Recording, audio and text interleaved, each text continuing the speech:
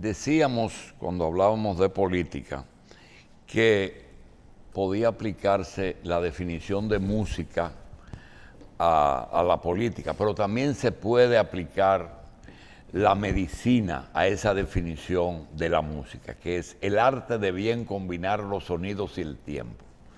Naturalmente cambiando los términos de sonidos con los síntomas, signos y exámenes. Nosotros tenemos el placer de tener con nosotros dos figuras de la medicina que va a ser muy difícil tenerlas a menudo aquí. Va a ser, ya la hemos tenido, se trata del doctor William Hanna y el doctor Gustavo Ferrer. De William Hanna, pues todo el mundo lo conoce, es el médico de los médicos, sí, ¿verdad? Pero el doctor Ferrer es el médico de los médicos. Sí. Doctor. Más que eso, Gustavo Ferrer es médico cubano, graduado en Cuba, pero que hizo especialidad en Washington y también en Miami, en Weston, en Cleveland Clinic. Intensivista y neumólogo, allá lo llaman pulmonólogo, pero neumólogo, sobre todo con la característica de trabajar en cuidado intensivo. Dirigió cuidado intensivo de Cleveland Clinic en Weston y ahora dirige cuidado intensivo en dos grandes hospitales del área de Miami, que es en Aventura y en Plantation, donde aproximadamente 60, 70 pacientes en cuidado intensivo como promedio, la mayoría de ellos enfrentando las desgracias de una infección viral como el COVID-19. Él está con nosotros hoy aquí para hablar no solo de sus conocimientos y de la actualidad mundial, de esto que tanto se ha hablado, tanto se ha desinformado y mal informado, y que tanto necesita aclararse para que los dominicanos entiendan que estamos ante una epidemia seria que no se mitiga solamente porque usted dice que no me voy a poner la mascarilla. Hay que trabajar duro y esto va a durar meses, sino años también. Bien. Bienvenido, Gustavo. Doctor, gracias por estar aquí. Doctor, quisiera decirle que uno de los aciertos que ha tenido la autoridad competente en designar las autoridades de salud es que por primera vez el ministro y la viceministra son neumólogos. Lo que, coincidencialmente. Seguro, coincidencial o a lo mejor lo hicieron con la intención de que... Plutarco Arias ha trabajado en política los últimos 25 años. Bien, pero el equipo, vamos a aprovechar antes que se vaya de nuevo la luz, al doctor Ferrer, para que nos visualice algo que realmente nosotros no estamos muy claros, y es que en una enfermedad desconocida, en la que tenemos ya 8 meses que debutó en China, y que nosotros quisiéramos saber hasta dónde la ciencia, porque te hablan de la vacuna, te hablan de la prueba, te hablan del confinamiento, te dicen que ya aquí estamos levantando medidas, sin embargo Europa vuelve atrás sobre una enfermedad que no se conoce o que se conoce muy poco. ¿Qué cosas hay ya establecidas en cuanto al COVID? Doctor, gracias por estar aquí. Gracias, muchas gracias.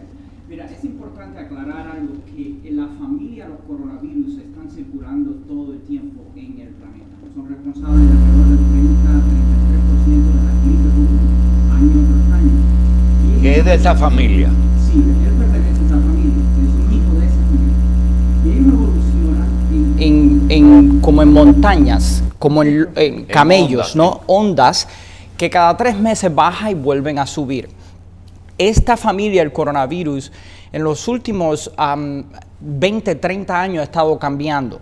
En el 2002, en el 2013 tuvimos un brote de un coronavirus que cambió y empezó en China también, y no fue muy difícil de controlar en aquel momento. SARS. Sí. El SARS. Después de eso, en alrededor del 2007 hubo un brote en el Medio Oriente. MERS, sí. Efectivamente, y era muy parte de esta misma familia. Este que tenemos en este momento circulando en el planeta es un virus que ha mutado definitivamente, tiene lo que le llamamos una virulencia enorme, o sea, el nivel de contagio de este virus es por encima de los otros. Los coronavirus como familia son altamente contagiosos, son los que vemos en los cuidados donde hay niños que se lo pasan del uno al otro. En los últimos 7 o 8 meses se ha aprendido mucho de la parte genética del virus, cómo el virus se replica con una mayor cantidad en las fosas nasales, donde tenemos la mayor cantidad de los receptores donde este virus se acopla. Hemos aprendido algunas cosas en el cuidado intensivo, en la parte más extrema. Hemos aprendido cómo se comporta y definitivamente algunas... Nos han prometido que vamos a tener media hora de tranquilidad. Seguimos con el doctor Gustavo Ferrer y el doctor William Hanna. El doctor Ferrer nos hablaba de que había varias cepas del virus y que estamos frente a una diferente. Vamos pues a seguir con la exposición del doctor, porque estaba tratando de explicarnos por qué y cómo se está enfrentando una enfermedad nueva. Definitivamente. Estamos hablando de cómo este virus se concentra fundamentalmente en las vías respiratorias altas, en la nariz fundamentalmente. Hay ya 2 estudios muy bien organizados, uno en la Universidad de Carolina del Norte, que hicieron un estudio genético y encontraron que la mayor cantidad de los receptores donde se acopla el virus están en las vías respiratorias altas. Y eso se publicó en el mes de junio. Ese estudio es uno de los que nos valida el valor que tiene el usar las máscaras. En esta semana salió un estudio donde se muestra que si hubiese habido tempranamente la puesta en marcha de usar máscaras, hubiésemos salvado miles y miles de vidas en Estados Unidos y en el mundo entero. Yo diría 2 cosas. Estamos viviendo una nueva etapa de la enfermedad, donde inicialmente el enfoque estuvo en aquellos que entraban al cuidado crítico, aquellos que estaban gravemente enfermos.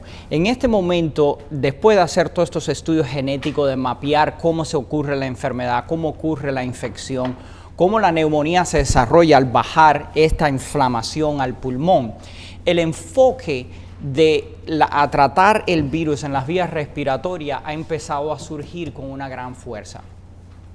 Bien, doctor, el Doctor, proceso... manejamos mal esa etapa de la epidemia, la etapa del internamiento y cuidado intensivo, los ventiladores y los resultados posteriores. Definitivamente, mire, inicialmente cuando empezó la pandemia se sabía que era altamente virulento y se sabía que era altamente agresivo, y ese concepto de virulencia llevó a los europeos y a los Estados Unidos a tomar una decisión de tempranamente poner a los pacientes que llegaban al cuidado intensivo con oxígeno bajo en ventiladores mecánicos, tempranamente ponerlos en soporte respiratorio. Hoy sabemos que eso pudo ser o es un error. Y no es algo nuevo. En el año 2000 se publicó un estudio enorme sobre el tratamiento de soporte ventilatorio para la neumonía, y en ese estudio se describe que el ventilador, aun cuando salva vida, puede también matar, o sea, puede crear problemas. O sea, que hay que ponerlo en el momento justo que es necesario. Doctor, usted dijo pudo ser. La falta de información o la falta de información anterior o de literatura, todavía no hay un libro de COVID. Le quiero poner un ejemplo para que usted más o menos nos pueda dar la lectura. Un centro médico privado que se caracterizó por ser tope con los 5 especialistas 24 horas, el neumólogo, el intensivista, el virólogo, el inmunólogo. Sí, exacto. Tenía los 5 y un personal bien entrenado. Se pasó 3 meses con un promedio de 5 pacientes en cuidados intensivos. Vinieron unas medidas que no sabemos si fue coincidencia o si fue una medida de extender el horario de la cuarentena, es decir, la llevamos de 7 de la noche a 9. Sin embargo, nos había informado uno de los colegas que estaba vacío el centro en ese momento. Sin embargo, hoy tiene 7 pacientes hace una semana. ¿Puede haber una coincidencia con ese horario nocturno o pudo haber sido una coincidencia única? Bueno, mira, definitivamente sabemos que la transmisión del virus ocurre mientras más cercana está la gente, mientras más se agrupan. Por eso los dos brotes en Estados Unidos, por ejemplo, coinciden enormemente con 2 fines de semana largos en los que hubo días feriados y la gente salieron a los bares, la gente salieron a las playas, salieron de fiesta donde se congregaban, no tenían máscaras y empezaban a hablar, a cantar y a gritar y así pasaron enormemente el virus. En las noches generalmente las personas, eso es lo que hacen, muchas veces van a terminar en lugares donde se van a congregar. ¿Por qué Europa entera? Si fuera Italia, pero España, Francia ayer tomó medidas extraordinarias. Porque todos se expresan de la misma manera. ¿Perdón? Todos los europeos hacen la misma cosa. Pero la presencia del virus, ¿dónde que está, doctor? La gran pregunta es, ¿el virus está en el aire, airborne, o el virus sigue estando en la gotita de saliva de la gente que tose y que habla y que se cae a 2 o 3 pies? Mira, esa definición no está completa. Esa definición ya está completa. Esa fue una gran discusión inicialmente, pues eso cambiaba completamente la epidemiología, o sea, el comportamiento del virus. Porque, por ejemplo, el sarampión era un virus que estaba en el aire. Sí. Tú no tenías que toserle a nadie y con la papera para tú contraerlo. Sí. Pero aquí nos decían que eran las goticas de la gente y eso flota por 2 o 3 pies y se cae y desaparece. Pero parece que no es así. Entonces. No, parece que no. Las evidencias, hay 3 estudios que se han publicado en los últimos 6 meses que hablan de cómo se comporta, es el estudio de los aerosoles. Y el coronavirus se está comportando mucho más como el sarampión. Los aerosoles son los sprays. Los sprays que se mantienen en el aire. En el aire. Eso ya está establecido. Eso está establecido. O sea, es una enfermedad en la que el virus puede estar flotando en el aire y es una de las razones por las que se aumenta la transmisión. Los americanos lo llaman airborne, o sea, en el aire doctor, mismo. Dijo el doctor Hanna el sarampión. En un interrogatorio de antecedentes familiares te dicen, te dio sarampión, te dio papera, te dio viruela, te dio, y sí o no, y ya tú estás inmune.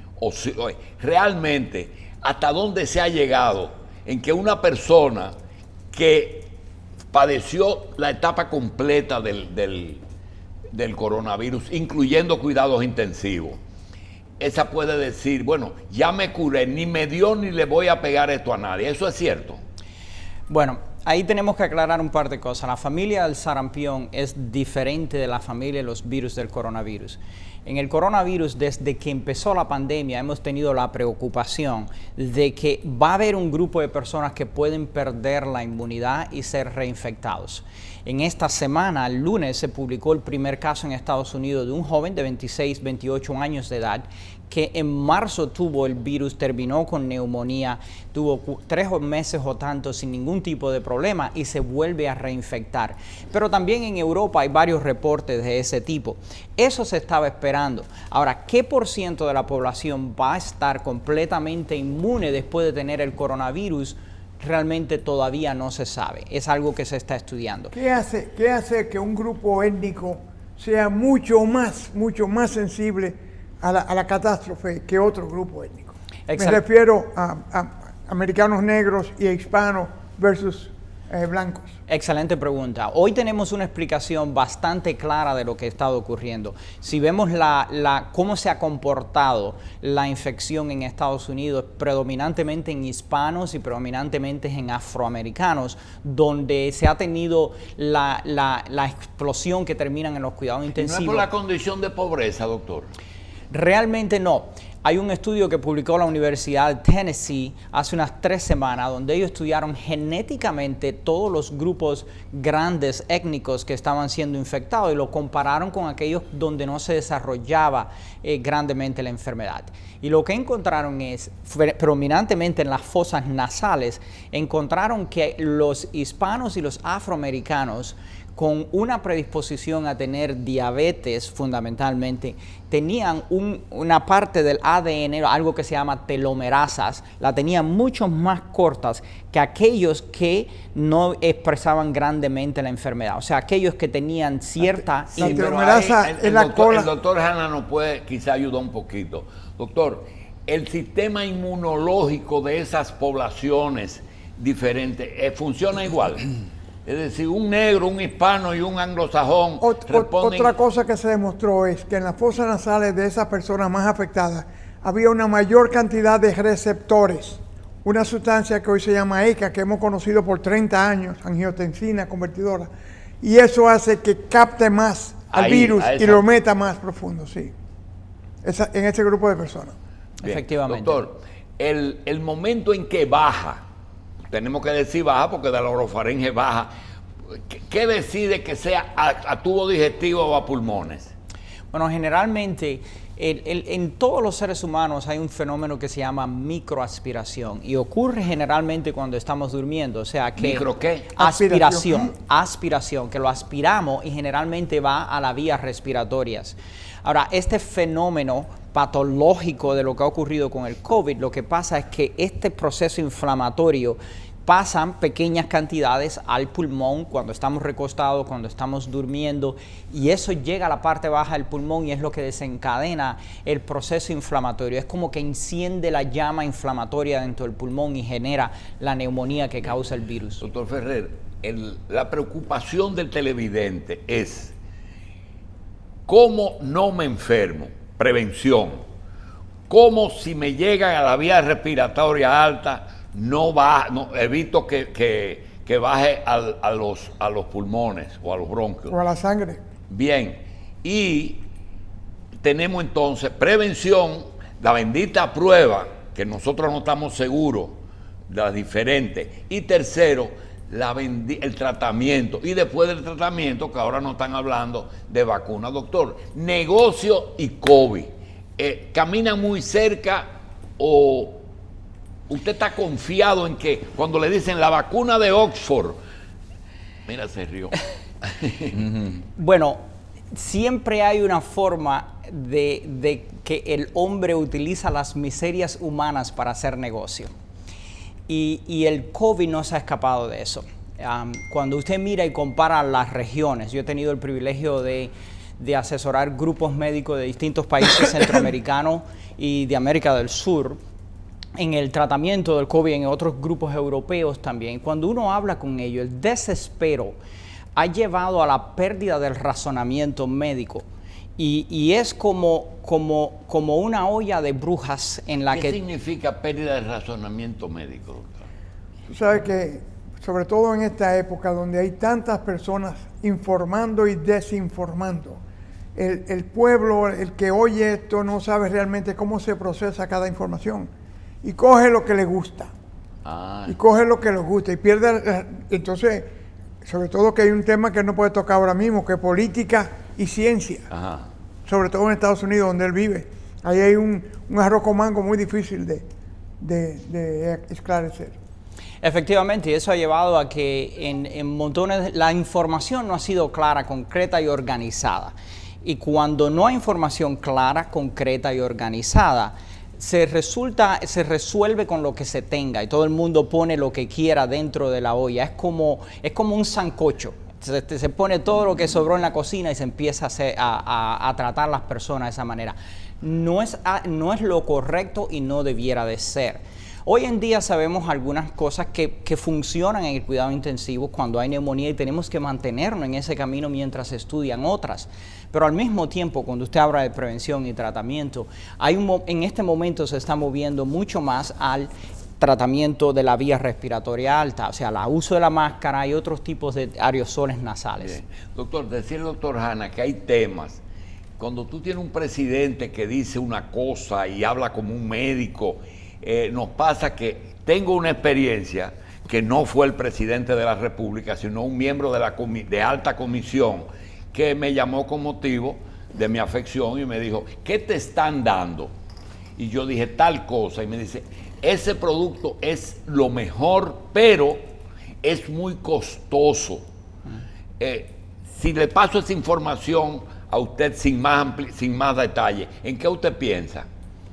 Bueno, yo pienso en lo que se está hablando. Inicialmente salió el Remdesivir, salieron estas medicinas que se... Yo creo que está hablando de un anticuerpo monoclonal. Anticuerpos monoclonales. Y los anticuerpos monoclonales efectivamente pudieran haber tenido algún tipo de valor. De la misma manera que el plasma, que lo que se saca de los pacientes que fueron infectados, tiene que tener algún tipo de valor. Definitivamente hay evidencias. Eso se usó con el Ebola, eso se ha usado con otras enfermedades virales anteriormente, en el que aquellas personas que han sido infectadas desarrollan las defensas y se puede sacar esa sangre. Plasma.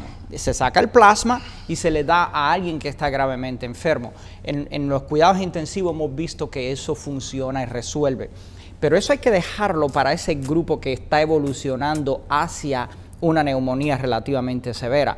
Los que tienen la enfermedad ligera y moderada, que son los que transmiten la mayor cantidad de la infección, no deben de ser tratados con esas cosas. Pero como es una enfermedad que es asunto del Estado, por eso los estados ponen medidas serias, porque le cuesta y es una obligación de ellos atender ese tipo de pandemia. Esa situación usted le da lectura cuando te dicen, ¿qué están usando aquí tal cosa? Entonces yo llamo al doctor Ferrer, doctor, tal cosa, me dice, eso no se está usando en el protocolo americano. Depende ¿qué depende que algunos países hayan asumido y otros no? Mira, ha habido publicaciones, uno tiene que ver de dónde viene la información médica. Hay algunas medicinas que se han utilizado durante la pandemia para el tratamiento del COVID que salieron de pequeños estudios que no tenían ninguna evidencia para su utilización y se expandieron enormemente. Una de las razones fundamentales es que los que mostraban algún tipo de evidencia los tratamientos eran mucho más caros, como el Remdesivir, y terminaban en los países desarrollados que podían tener capacidad de pagar eso.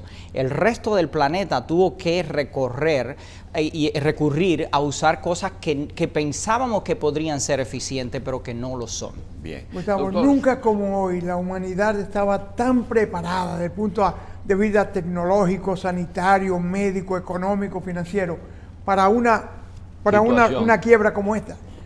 Pasamos la peste bubónica, hubo la fiebre española, hubo sarampión, hubo HIV, hubo viruela acabó con el mundo. Pero hoy un día hubo un pacto entre americanos y rusos y se pusieron a trabajar y sacaron una vacuna que era una escarificación de la piel. Se hacía una reacción inflamatoria, se te inflamaba la axila, pero nunca más hubo viruela. Y el virus hubo que destruirlo porque ya no había a quién infectar. ¿Pudiéramos estar nosotros en ese proceso ahora mismo? Yo creo que sí, yo creo que definitivamente tenemos, sobre todo en lo que le llaman la biotecnología, los estudios genéticos, hay muchos avances que nos permiten en este momento aislar partículas determinadas en el virus y hacer una vacuna que pueda atacar precisamente eso. La preocupante es que es un proceso que generalmente es un proceso a largo plazo. Es un proceso que lleva tiempo y que lo queremos hacer como ponerlo en el microondas. Queremos hacerlo en 25 segundos y no puede ser. Esto va a ser un proceso completamente, para que se termine completamente necesita meses y años. Y después que se termine viene el proceso de distribución mundial, que va a ser otro reto enorme. Hay una preocupación en el mundo, porque el virus es ARN. Y el ser humano, su constitución es ADN, diferente que el virus.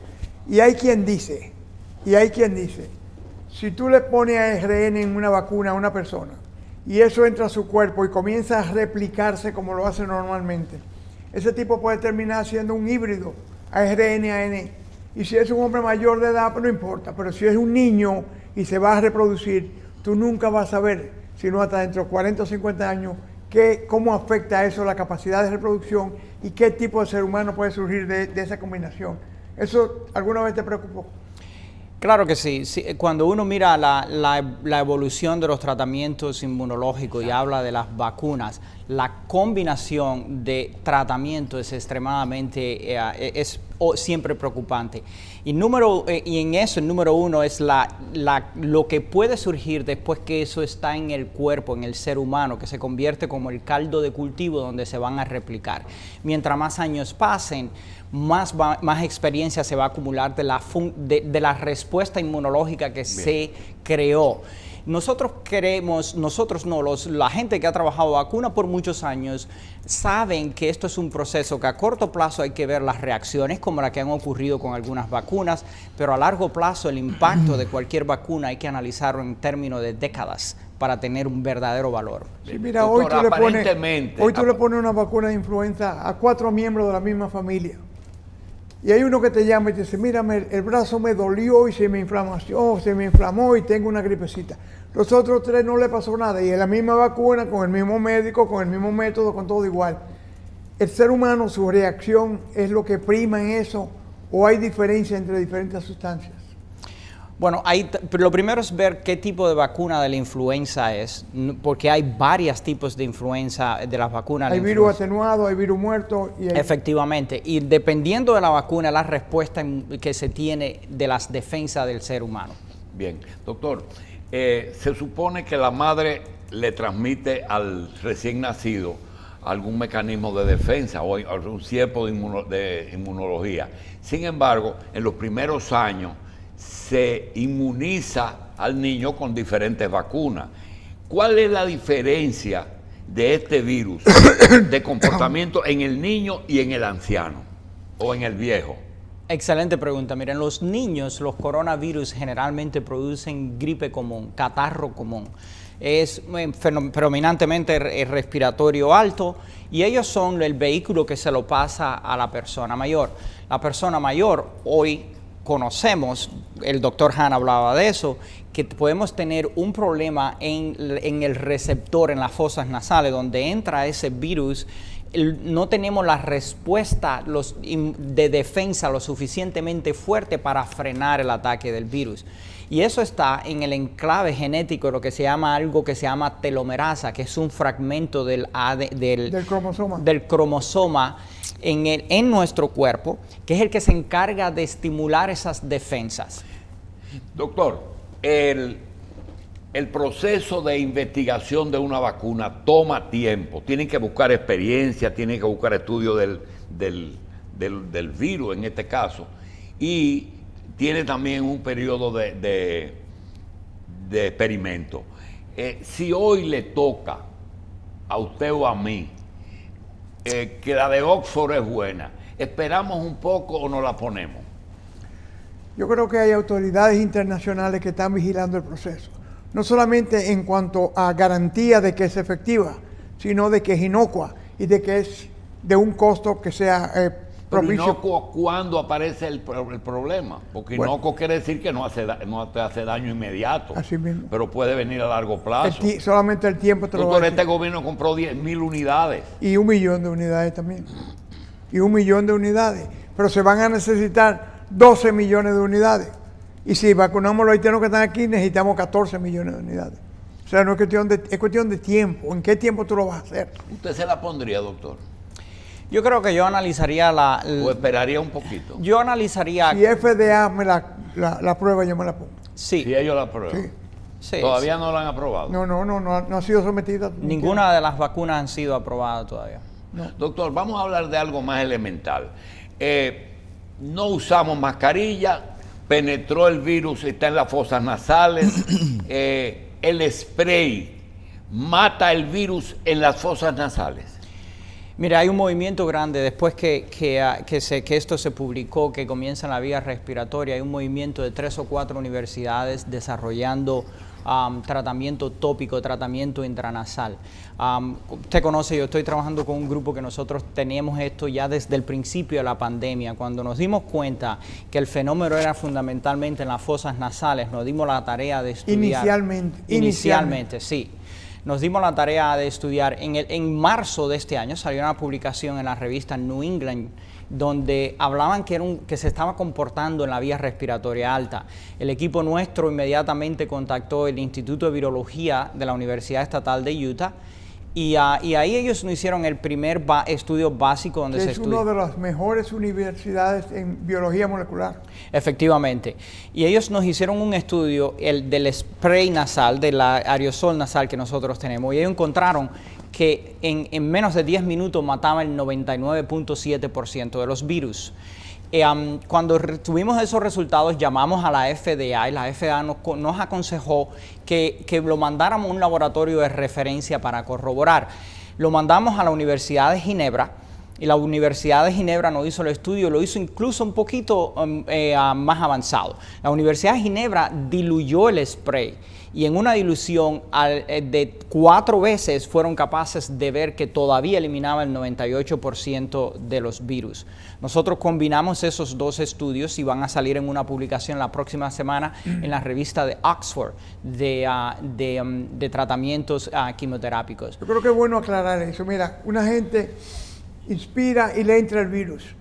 Ahí comienza el periodo de incubación de la enfermedad. Él no está enfermo. La prueba está positiva, pero él no tiene síntomas. No. Ese periodo de incubación en lo que ese virus hace raíz y el sistema inmunológico reacciona, normalmente toma de 7 a 12, a 13, a 14. ¿Y el sistema inmunológico actúa en la nariz? En toda parte. En el tracto gastrointestinal, en el urinario, en el rectal, en los ojos. Hay anticuerpos circulantes tipo IgA en todos los tubos que conectan con el exterior. Todos tienen un sistema de guardia, de protección. Bien. Termina este periodo de incubación y comienzan los síntomas. Ya es eso, otro periodo. Pero esto lo estamos usando en el periodo de incubación. Entró el virus, todavía no tiene síntomas y el aerosol es capaz de... Ese es el periodo en que usted puede hacer algo, es decir, mascarilla y el spray. Mascarilla. Ahora, mi pregunta es, ¿por qué mata el virus? Si nadie se muere porque lo tiene en el estómago, sino porque está en el pulmón. Y en la sangre. Sí. Y en todo el cuerpo. Bueno, pero llega la sangre ¿por dónde? Por ahí mismo. Por el alvéolo. Bueno. O por la nariz. También, por cualquier parte. Sí. ¿Por dónde llega la sangre? Cuando se acopla al receptor en la nariz, ahí entra ya a la circulación. Ya. O sea, ahí... Recuérdate que mira, un asmático huele un perfume y hace una crisis asmática. Entonces, ¿y por dónde entró ese perfume? Por la nariz. Por la nariz. Y va la sangre y produce la constricción de los pulmones. Hay gente que, por ejemplo, tú te pones una insulina hoy con una agujita ahí, debajo de la piel. Esa insulina llega a la sangre en 2 o 3 horas. Sí. Es cuestión de tiempo solamente para que tú tengas el torrente sanguíneo, todo lo que entra por la piel inclusive. De manera que es muy agresivo. Sí, definitivamente. ¿Por qué mata, doctor?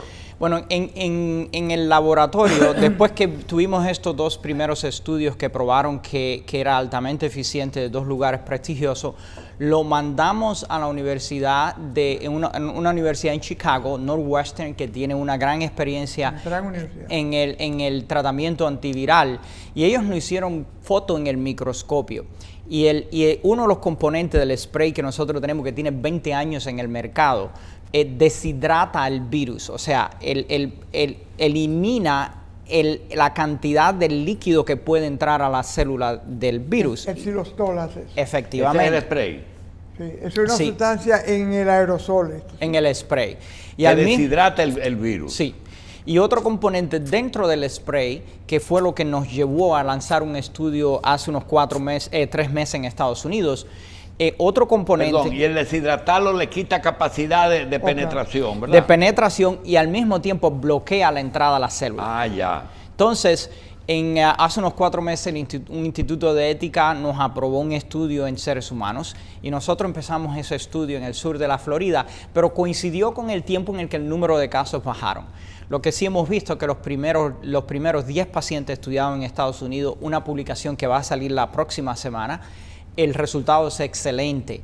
La mayoría de los pacientes con síntomas que están en esa serie de casos... ¿Y ya el FDA vio el spray? Ya el spray está en el mercado, y como está en el mercado, lo que estamos haciendo es algo que ellos le llaman, en inglés le dicen repurposing, es cambiando el propósito, usando un propósito distinto. Porque existía con otros fines. Para el tratamiento de alergias. Ah, ya. Entonces ahora nosotros hicimos el análisis de la primera serie de pacientes y hemos visto que con el tratamiento, aquellos que empiezan con síntomas lo empiezan a usar de inmediato en el protocolo que tenemos establecido.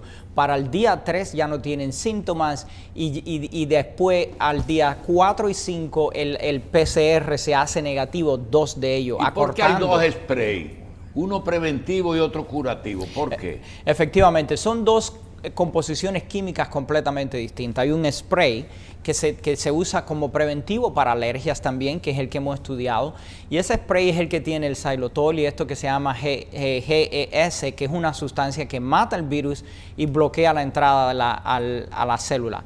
El segundo spray que nosotros tenemos es un spray en el que se usa un antihistamínico que ha estado en el mercado por 50 años, que se llama clorfenidramina, y nosotros lo cambiamos de oral a intranasal. Sí. Se usa una dosis mucho más baja, pero la clorfenidramina en 2 modelos de estudios probó que era superior a los Celtamivir para tratar la influenza A y B. Y una persona que tenga problemas de mascarilla, porque hay gente que cree, la mascarilla, pero hay gente que tolerar la mascarilla es un problema, decida no usarla y usar el spray constantemente, ¿qué pasaría? Esa es nuestra esperanza. En este momento, en la etapa en que estamos estudiando tratamiento agudo, y si nosotros probamos efectividad ahí, ya nosotros estamos lanzando 2 estudios, uno en animal y el que va seguido con un estudio en humano, donde queremos ver precisamente este grupo de personas. Queremos ver en las personas preventivamente cómo la infección se puede frenar a una velocidad en la que la máscara ya no sea una necesidad. Ahí tenemos que estudiar 2 cosas. Tenemos que estudiar el impacto que pudiera tener el spray nasal, pero también la respuesta inmunológica. Ideal sería que el spray funcionara como preventivo en aquellos que entran en contacto con el virus, no desarrollaran la enfermedad, pero al mismo tiempo tuvieran una respuesta inmunológica adecuada. Doctor, ¿la enfermedad te inmuniza o inmuniza durante un tiempo? Ahí va a haber un grupo de personas que van a estar inmunizados posiblemente por mucho tiempo o por vida. Otro grupo de personas va a estar inmunizado. Pero eso no está establecido. Eso, bueno, lo que hemos visto es que hay casos que se están reinfectando y eso nos indica a nosotros que la inmunidad en algún % de la población se puede perder. Ya hay casos que se han reinfectado, que fueron confirmados al principio. Definitivamente. Esta semana se publicó uno en Estados Unidos y en Europa han salido un par de ellos también. Doctor Ferrer, así como hay personas que no resisten la mascarilla, hay personas que se han hecho adictos a saber si están o no enfermos y se hacen pruebas a cada rato. Pregunta, ¿cuántos tipos de pruebas ya están aprobadas? Mira, eso es verdaderamente un problema. En Estados Unidos se aprobaron de emergencia sobre 80 mecanismos de pruebas. En algunos lugares lo que hicieron fue usar el mismo patrón de hacer prueba con influenza y lo cambiaron de manera inmediata. Hay un programa de televisión en Estados Unidos que se dio a la tarea de hacer una investigación periodística y encontraron que el 80% de los sistemas que estaban circulando en Estados Unidos, que habían sido vistos por la FDA, no tenían la eficiencia que ellos promovían. O sea, el tipo de prueba que se está haciendo es importante. ¿Cómo lo podemos aclarar a la población general? Bien sencillo. El PCR, la prueba genética que se hace, es el estándar y es el que se debe de seguir. ¿Es la de sangre o la que hace con el hisopo? Con el hisopo. Las pruebas de sangre tienen una variabilidad enorme y usted necesita buscar un lugar que sea de respeto, un centro o una institución que busquen las mejores pruebas inmunológicas que hay en el mercado. El PCR quiere decir reacción en cadena de la polimerasa, pero en inglés, Polymerase Chain Reaction. Y realmente lo que hace es que mide la cantidad de partículas virales, ni siquiera del virus entero, en la fosa nasal. Doctor, el laboratorio pasó a ser importante y mi amiga Patricia hizo una inversión en equipo, que ella es una persona importante en laboratorio. ¿Qué es lo que le da la importancia a la prueba? Mira, Patricia de León se metió en biología molecular hace 10 años, algo que ninguno de nosotros dio en la Facultad de Medicina. No. Tú no llegaste ni siquiera al microscopio electrónico. Llegué a inmunología. Tú llegaste al aparato de rayos X, no, tú no diste inmunología. Entonces ella se aventuró en esa inversión y por eso hoy ese laboratorio es el pionero en más cantidad de pruebas que se hacen en el país, porque es costoso. El equipo para eso tiene... La inversión es costosa. Claro que sí, es un equipo sumamente sofisticado. Es decir, que cualquier persona no puede adquirirlo. No. ¿Y qué es lo que investiga eso? La presencia de partículas de virus en la fosa nasal. PCR. Eso mismo.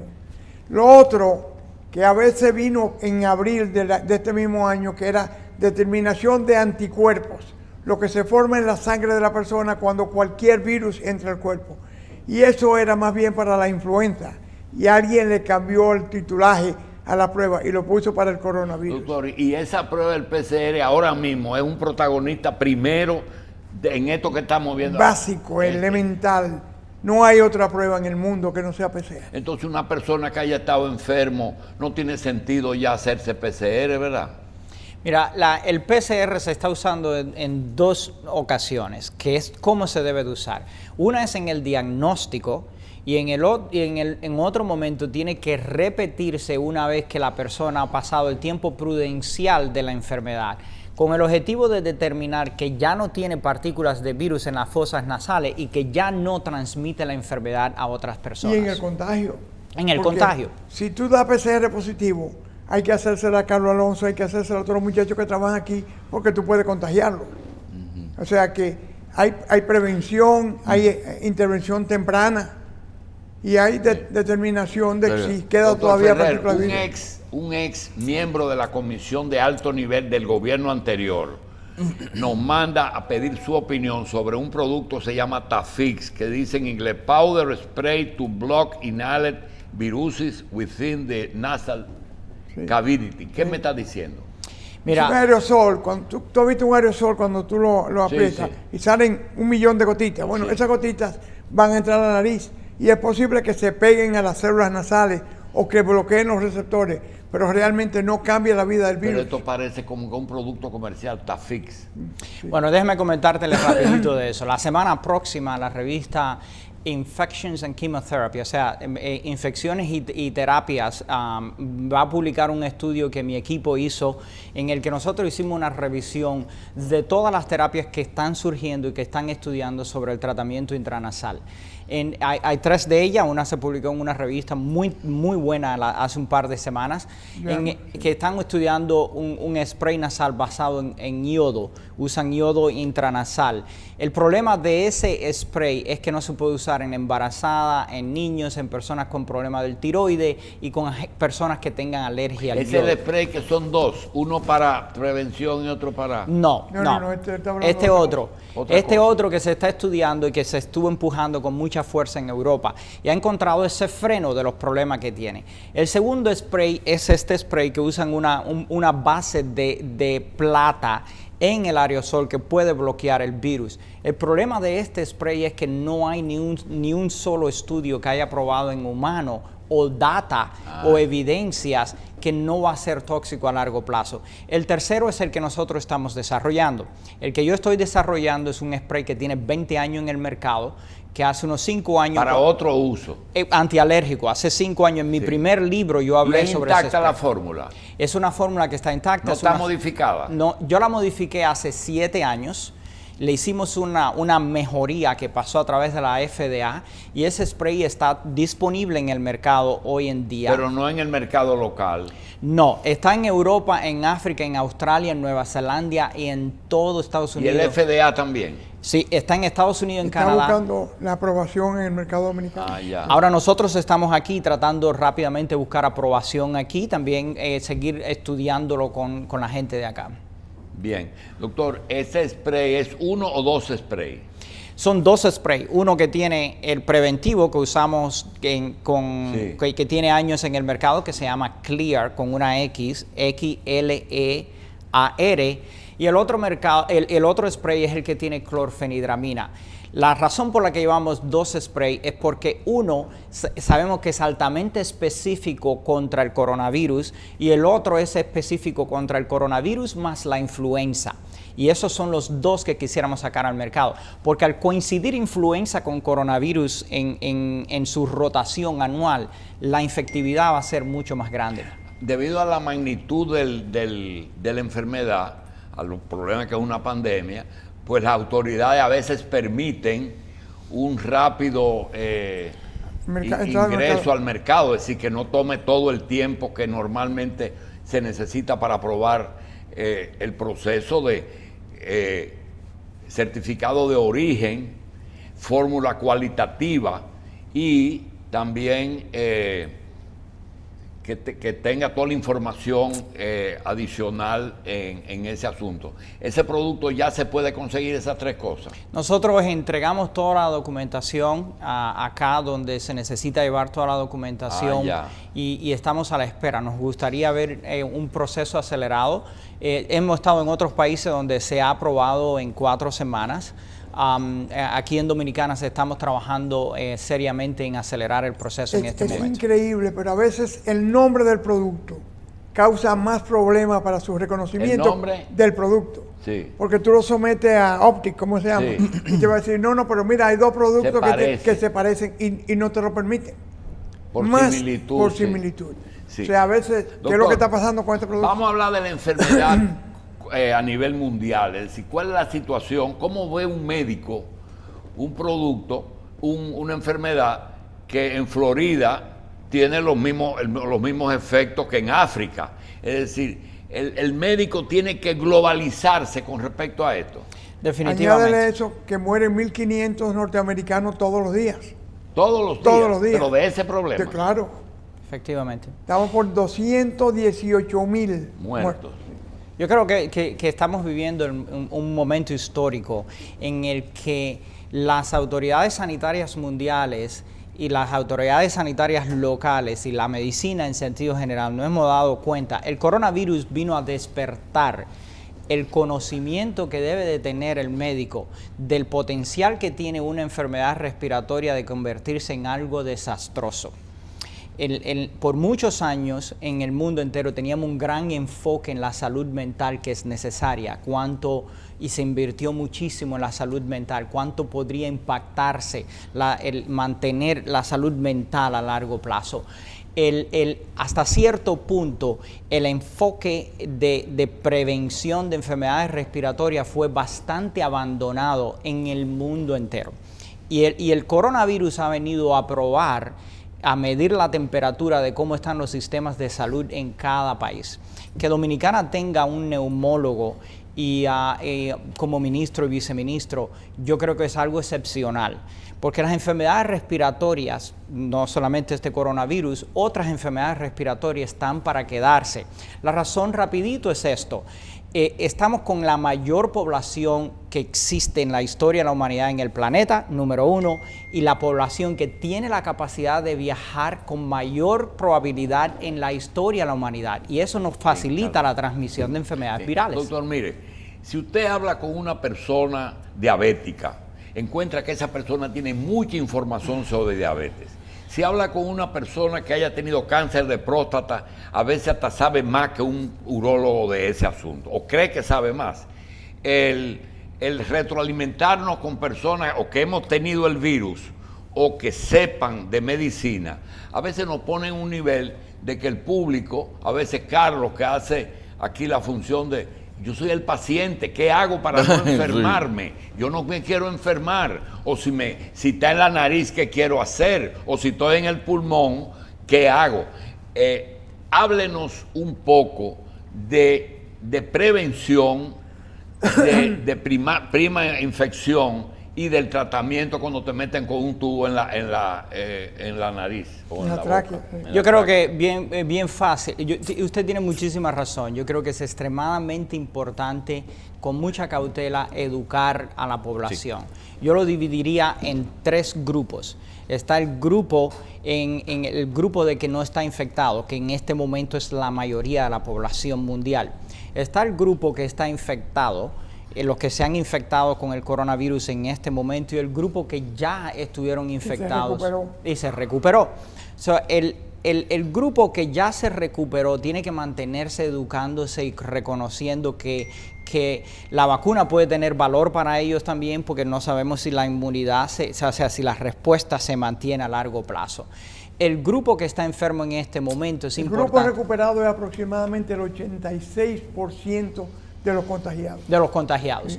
El grupo que está activo en este momento debe de hablar con su neumólogo, hablar con el especialista en infecciones y que discutan con el conocimiento de los tratamientos que tienen evidencia en este momento. El grupo más grande es el grupo que no está infectado, es el grupo en el que el primer enfoque es estar al tanto constantemente de las evidencias que salen a la circulación médica que tienen poder. Hay que darse cuenta que vivimos en un momento histórico también en el que cualquier persona tiene un aparato, esto que le llamamos teléfono, se llaman redes sociales, y cualquiera pone cualquier información para llamar la atención. Eso hay que evitarlo, hay que combatirlo y hay que buscar fuerzas que sean autoridades que hablen de las evidencias que están saliendo. Lo segundo, sabemos que la máscara trabaja. Mientras tengamos esta probabilidad de que el virus va a subir y bajar, es importante usar las máscaras como han sido recomendadas en las mayorías de las instituciones sanitarias del mundo. Lo tercero es también mantener cierta distancia social, porque sabemos que esto puede La máscara en el spray, ¿puede una persona estar afectada por el virus aún teniendo esas dos prevenciones? Bueno, yo diría que lo que estamos viendo y las investigaciones que estamos haciendo con el spray nuestro, la transmisión baja, tenemos un estudio ya en Europa, la transmisión baja al menos del 2%.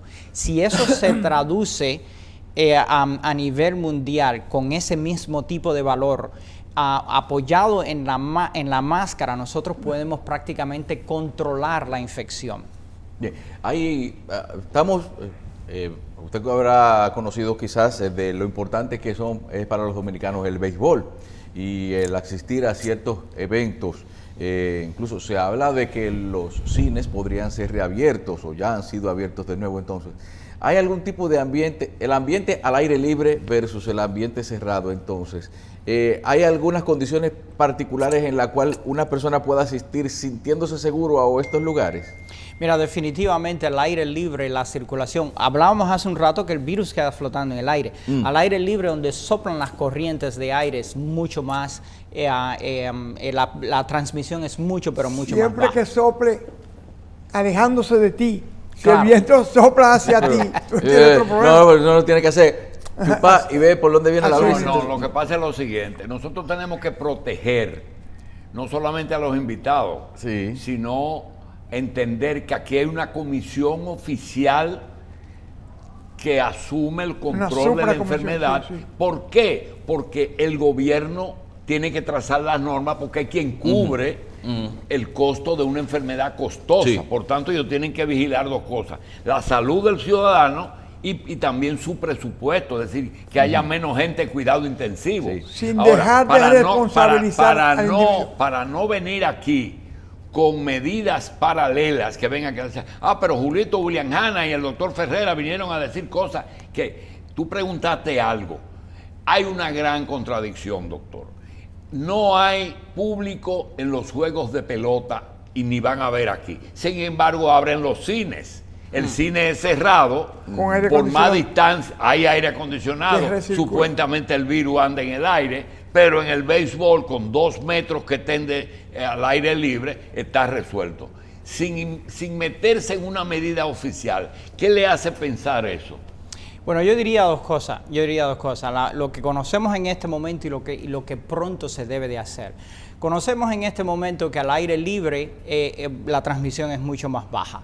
Conocemos en este momento que la máscara trabaja. Yo creo que con esas dos medidas básicas, si le agregamos el spray nasal, yo tengo prácticamente la certeza de que La prevención. de la prevención, y se pueden gradualmente recuperar esas funciones sociales que son necesarias para la Y ese población. efecto del spray en las fosas nasales, ¿qué tiempo tiene? Es decir, porque yo me lo pongo 3 veces al día. Efectivamente, dura alrededor de 8 horas, por eso lo recomendamos 3 veces al día. Y lo que hemos visto, nosotros iniciamos un estudio de prevención en Europa, en una región que penosamente entró en guerra recientemente, pero hasta donde ellos lo habían encontrado, En Armenia. estábamos en Armenia, la Universidad Norteamericana de Armenia. Estábamos viendo que en Armenia la transmisión era como aquí en Dominicana, alrededor del 10-11%. el grupo de prevención que usamos allí se bajó al 1 punto tanto por ciento. So, nosotros estamos aquí, yo estoy aquí buscando el apoyo de las instituciones de salud para ayudar. Tengo una gran relación con el doctor Hanna y con usted acá, y nos interesa muchísimo ayudar a nuestra gente. Es altamente económico el costo de este spray nasal. Doctor, estamos hablando en el spray, vámonos al otro extremo. Nosotros tenemos relaciones estrechas con personas de la unidad de cuidado intensivo y nos dicen, mira, tu compañero de habitación, no, de clínica, se va dentro de un rato. Y resulta que una hora más tarde me dice, mira, se murió la persona de 40 años. Sin embargo, me dice, una señora de 96 años la pudimos sacar de intensivo. ¿Qué le hace pensar en que una persona tuvo una recaída tan rápido y una de 96 respondió? Ahí vamos a regresar a lo que hablábamos hace un momento. Es la capacidad que tiene cada persona de responder al virus. Genéticamente hablábamos de este fragmento de telomerasas. Este fragmento que el doctor... Y esa sustancia no se puede dosificar, ¿eh? Eso sería ideal. Mira, tú tienes suficiente eso. Eso sería ideal, porque las telomerasas están directamente asociadas con la longevidad. O sea, la duración de vida. Usted dura más mientras más larga tenga las telomerasas. Los telómeros son la cola del cromosoma. Las colitas del cromosoma. En la medida que tú envejeces, el telómero se va haciendo más corta. Entonces, eso es la explicación biológica. Y en el recién nacido es largo. Claro, sí. Esa es la razón entre el niño y el adulto. Efectivamente. Bien. Entonces, lo que hay que dejar claro es que es una responsabilidad de cada uno de nosotros. Esto no es cuestión de gobierno ya, Por más millones de dólares que inviertan los gobiernos, cada uno tiene que protegerse contra esto. A uno y al otro. Claro, pero como sucedió con sarampión, con viruela, con cualquier otra enfermedad viral. Responsabilidad individual y colectiva. Y entonces arriba está el gobierno que va a aportar los recursos económicos para consolidar eso. Doctor, el distanciamiento entonces para usted sigue siendo importante. Yo creo que es parte de este componente hasta que no tengamos data suficiente de la combinación de la máscara y los aerosoles, el spray nasal. Yo creo que eso de momento se debe de mantener. Pero el doctor Hanna ha dicho algo que es una responsabilidad individual no legal. Y es que tú ves aquí que a las 6 de la tarde gente decide quedarse en su casa y otro decide hacer una chercha en el barrio. Vamos a hacer una fiesta. Sin embargo, viene la policía y se lo lleva y dicen, es un abusador. No es un abusador. Claro que no. Está abusando con el resto. Con el resto de las personas, claro. El distanciamiento y el grupo. Definitivamente. Mira, el distanciamiento es la medida más barata que hay. Más barata. Sí. Tú te alejas de mí y ya con eso nos protegemos. Yo creo que eso es importante también. Lo mismo que lavarse la mano y la sanidad. Sí, pero bajar la frecuencia es importante. El doctor Ferrer decía, una mascarilla con spray te puede bajar, por ejemplo, un porcentaje alto de riesgo, ¿verdad? De contaminación. Que ya es algo. Enormemente. Y lo que hemos visto en los primeros pacientes es que tiene la capacidad de acortar la duración de la enfermedad. Y si se acorta la duración de enfermedad, en vez de 14 días se baja a 3 o 4, eso también ayuda a los que están infectados a que no transmitan tanto la enfermedad. Doctor, el doctor me acusa normalmente que me ve cruzar mucho por un laboratorio todos los meses y me dice, ¿qué es lo que tú estás buscando? Yo pregunto, los adictos al PCR, hay gente que se la hace semanal, yo conozco uno que todos los viernes va y se la hace. Realmente, ¿qué valor tiene eso? A los peloteros se la hacen un día sí, un día no. ¿No? A los peloteros, a los basquetbolistas, todos los días. ¿Pero el PCR? Claro. A todos los basquetbolistas antes del juego le hacen un PCR. Bueno, mire, yo le voy a comentar algo sobre el béisbol. Esto es una tierra de beisboleros.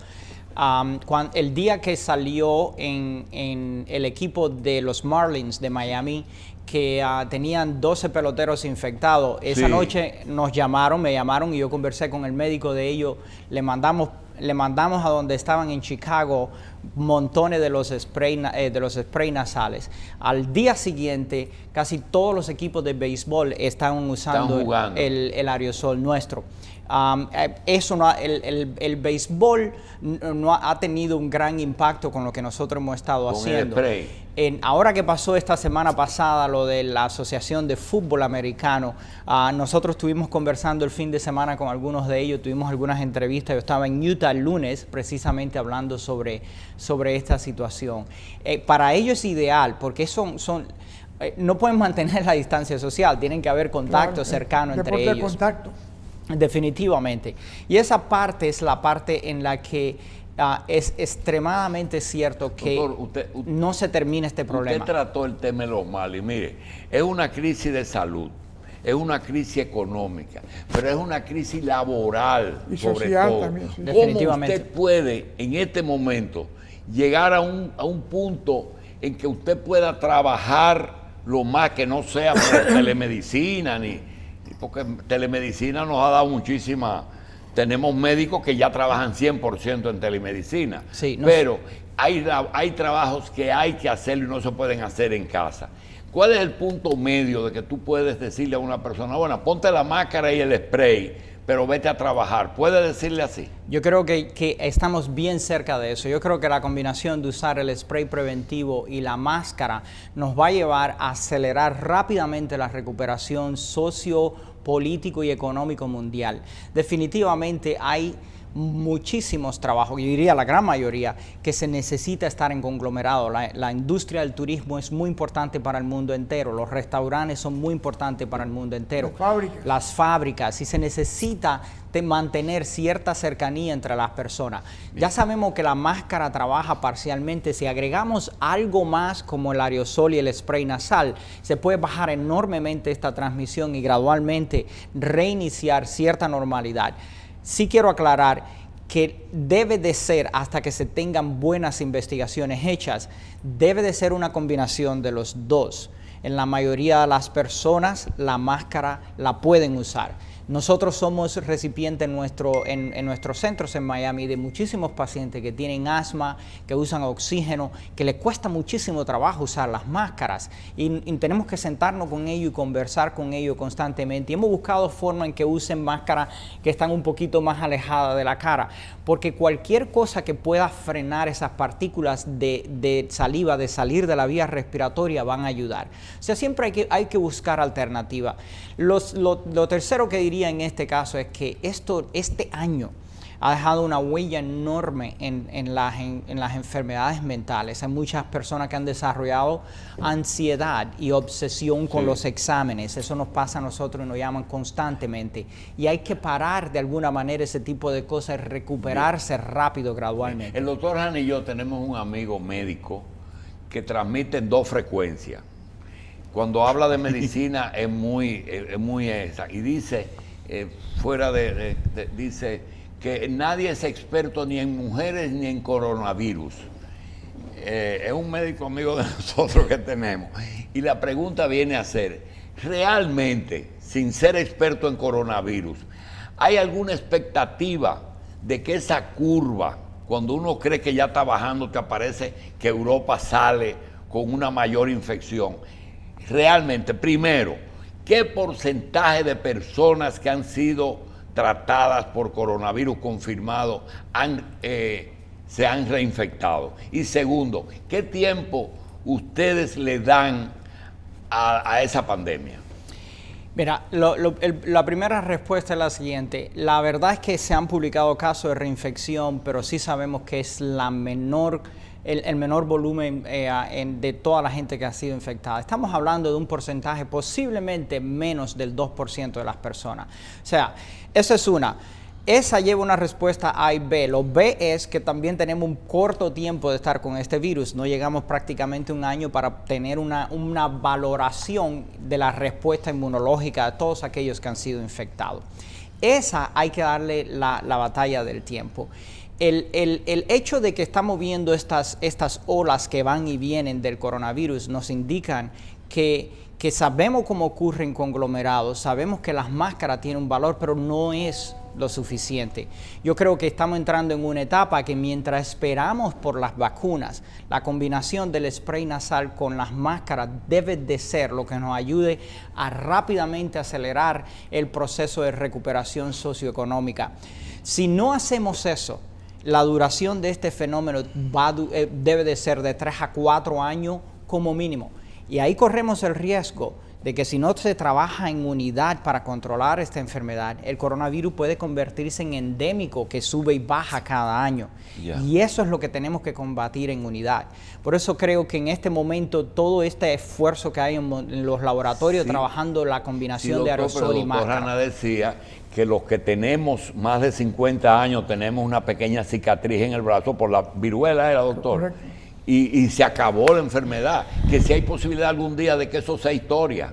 Yo creo que sí, yo creo que son etapas y combinaciones de ellos, ¿no? Yo creo que el tratamiento en el cuidado intensivo debe tener un enfoque completamente distinto al tratamiento de prevención, que es un fenómeno social. Claro, ha pasado siempre. Mira, ya tú no ves sarampión. Tú ves un sarampión y tú dices, no, que fue un hombre de Haití que vino aquí. Tú no ves varicela, y si le da varicela hay un antibiótico. Tú ves el HIV, croup no es muy... El HIV, el croup. Sí. El croup era una reacción al frío y infección de garganta. Una médico especialista que hasta comadre del doctor nos pide que si ya hay disponible el spray con nombre comercial. El spray está disponible en todo Estados Unidos, Europa, en todas las farmacias en Estados Unidos. Pero en Estados Unidos aquí no. Aquí estamos en el proceso de registrarlo. Estamos pidiendo que nos aceleren ese proceso. Claro. Ana. Lo otro que hay que recordarte es que el sistema inmunológico es inherente a la persona. Tu sistema inmunológico es diferente al mío, pero los dos envejecen igual que envejecemos físicamente. El sistema inmunológico, por eso hay tanto cáncer en los pacientes más viejos, porque inmunológicamente bajó la guardia y las células malignas se pudieron manifestar. ¿Existe estadística, doctor Ferrer, de qué porcentaje de la población llega a la gravedad? ¿Qué porcentaje llega a la infección de vías respiratorias altas? ¿Y qué porcentaje de la población nunca ha sido tocado por el virus? Claro que sí. Hoy en día sabemos... primero tenemos que separar. Porque alguien dijo aquí al principio que lo mejor es que nos dé a todos.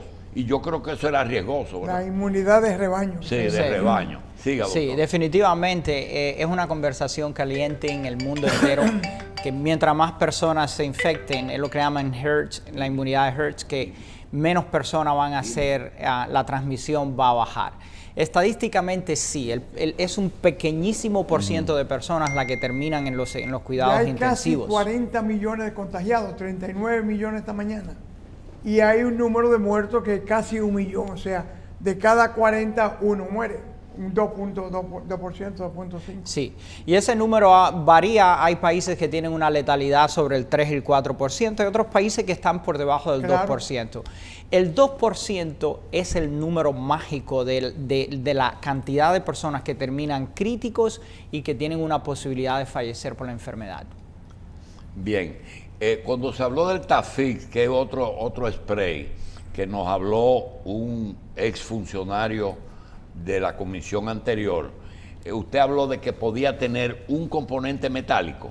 Sí, y ese es el grave problema con el Tafix. El problema con el Tafix es que es una combinación que puede bloquear la entrada del virus. Ellos tienen un estudio in vitro que se prueba, pero no tienen ningún estudio a largo plazo en humano de la utilización del spray que pudiera tener algún tipo de valor y que hayan probado. Lo más importante cuando se estudia cualquier medicina es en las primeras etapas estar seguro de que es eficaz y que no tiene toxicidad, o sea, que no hace daño. Bien. O sea, la prueba del tiempo es la más importante que hay. Por eso nosotros nos hemos enfocado en que venimos trabajando, pues tiene 20 años de tener data mundial, de ser eficiente y de no tener toxicidad. Bien, un país de 10 millones de habitantes, con 10 millones de vecinos y con 500,000 constantes de extranjeros que entran y salen, necesariamente el doctor Hanna decía, y lo interrumpimos, de que es necesario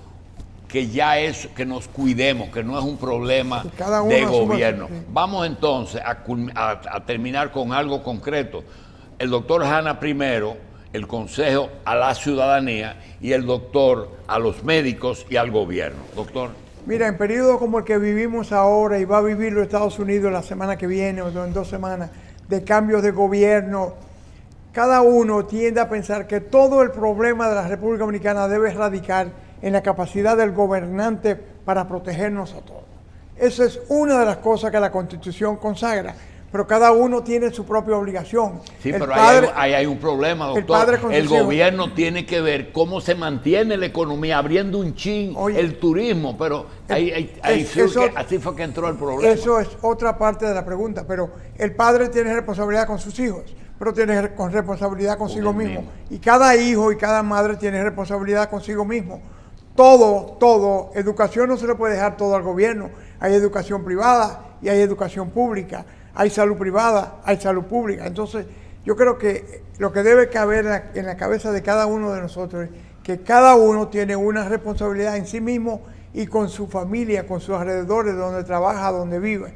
Y eso es la clave para evitar que esto se dispare y que haya más cantidad de muertos que lo que sea prácticamente necesario cuando tú ves gente muy vieja, muy enferma, que tiene cáncer, que está en quimioterapia, que tiene enfermedad respiratoria crónica, que con cualquier cosa puede morir, porque hasta con una gripe muere la gente.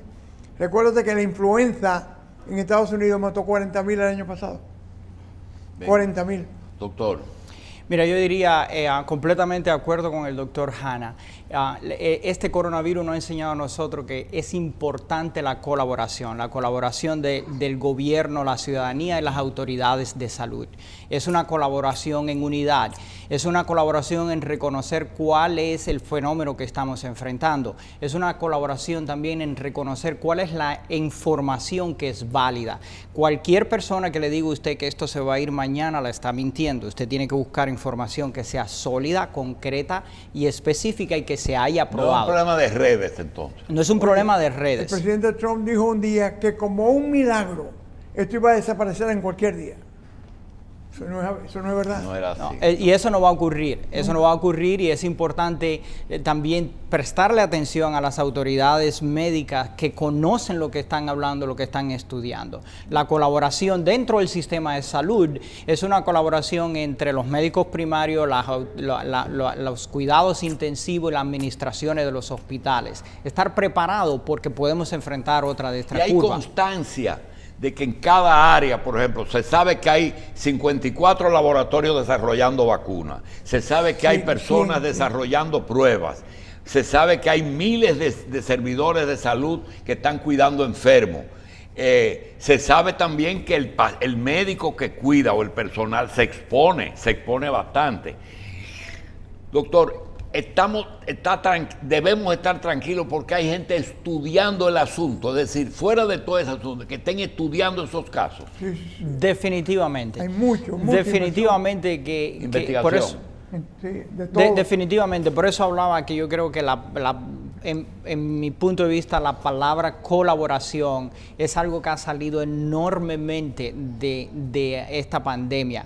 La colaboración entre instituciones y laboratorios ha sido a una velocidad nunca antes vista. Yo espero que eso se traduzca a los gobiernos, que tengamos ese tipo de colaboración. Desde Miami yo estoy colaborando constantemente con gente en Europa, en Ginebra, en Inglaterra, en casi todos los estados, en Estados Unidos, que están trabajando distintas fracciones del tratamiento y del cómo enfrentar esta enfermedad. Nunca Esa como colaboración. antes ha habido una inversión Sí. económica y en tiempo. Jamás. Y en recursos humanos Bien. para una enfermedad. Queremos decir que hay un proceso legal de los sprays. Hay cientos de llamadas, tanto en el máster como aquí, pidiendo el nombre del spray.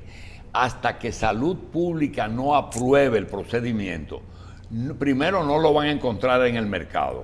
Y segundo, no es el que dimos, ese es el nombre que ya está, pero ese tiene algunas cosas. Así que nosotros le prometemos que tan pronto haya disponibilidad del producto, se lo vamos a dar a conocer. Lo otro que queremos preguntarle ya para despedirnos es, cuando yo llamo al doctor Hanna, doctor, ¿qué hago? Me siento muy Cansado. que he perdido mucha masa muscular, he perdido peso, me siento cansado y temo que otra enfermedad me pueda afectar. Y me dice, hidrátate y come proteína y qué sé yo, que realmente esa etapa de que ya el que le dio, ¿qué debe hacer? Esa es una etapa extremadamente importante. La parte de la recuperación es un proceso a largo plazo. En ese proceso de recuperación es lo que le llamamos en sentido general en medicina rehabilitación. Y eso incluye la nutrición, incluye la actividad física. La actividad física. Actividad física. Y la emocional. Efectivamente. Porque la salud mental va a impactar su salud física y va a impactar su nutrición también. Esa combinación de esos tres elementos son básicos para el proceso de recuperación a largo plazo. Doctor Hanna, yo creo que usted es el más apropiado para esto. La vida sigue, la medicina sigue con los mismos problemas si le quitamos el coronavirus. Claro que sí. Los mismos problemas que han existido siempre. Claro, ya tú no ves. Pero no hay más ni menos. Es decir, hay gente que piensa que las emergencias, aquí hay clínicas que cerraron, doctor. La gente dejó de ir porque temía que si no tenía coronavirus. Se iba a contaminar. Exacto. ¿Cuál es la situación del que tiene enfermedades crónicas? La el vida sigue diabético, igualito. El hipertenso tiene que hipertenso. cuidarse igualito, tiene que bajar la cantidad de sal, tiene que tomar su medicamento, tiene que descansar determinado número de horas, tiene que hacer durante el tiempo de ocio algo de ejercicio. El diabético, el hipertenso, el que tuvo un cáncer, el que tiene una enfermedad pulmonar crónica, el fumador tiene que dejar de fumar porque va a pagar caro. Sí, eso. no aprovechamos al doctor Ferrer en un segmento que pudimos aprovechar mucho, pero ya él se va mañana. El tema es, doctor, el pulmón, el fumador, como dice el doctor Hanna. En esa área, ¿qué debe de cuidar? Contaminación. Adelante.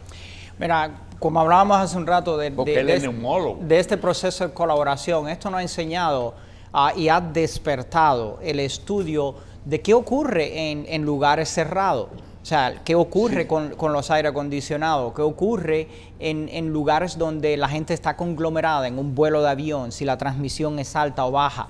Realmente la evidencia de que hay transmisión en esos lugares sigue siendo baja, pero es un gran potencial. La esencia es la cercanía entre la gente. La salud pulmonar, definitivamente, esto nos muestra que si usted puede hacer algo y usted es fumador, lo primero que tiene que hacer es dejar de fumar. No hay nada que lo pueda ayudar más a prevenir y a evitar no solamente coronavirus, cualquier otro tipo de enfermedad respiratoria, como dejar de Doctor, fumar. ¿qué porcentaje de capacidad pulmonar usted le quita a un fumador o le da a un fumador si deja de fumar? Depende de los años, pero en el año 1971 se hizo un estudio espectacular que estudiaron en los hospitales retirados en Estados Unidos de veteranos, se estudiaron cerca de 2 millones de personas y ellos encontraron que la capacidad funcional respiratoria en aquellos que tenían 30 años fumando y dejaban de fumar subía por año alrededor de un 10%. Nunca llegaba a ser 100% normal, pero recuperaban enormemente. O sea, el consejo número 1 es dejar de fumar. ¿El fumador ha dejado de fumar o ha restringido las áreas de fumar? Es decir, ¿se está fumando más que antes? Depende de la región y el país.